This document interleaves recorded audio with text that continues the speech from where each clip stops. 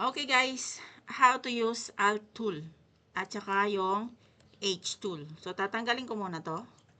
I-redraw ko siya using H tool.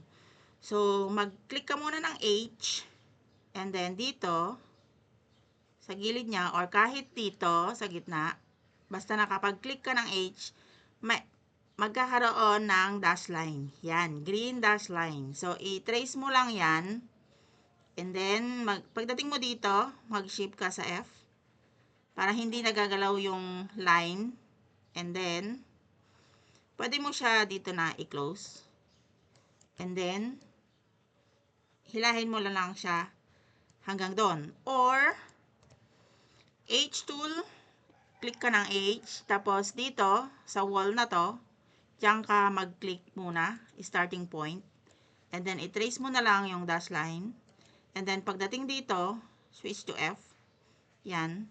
And then, yan. So, hindi siya pantay. So, dito, gagamit tayo ng Alt tool.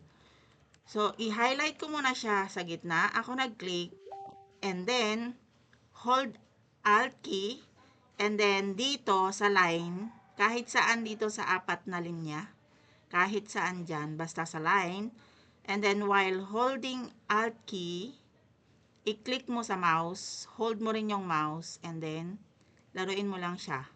Hanggang makuha mo yung match niya sa kanan, sa right image. And then, bitawan. So, ganun lang.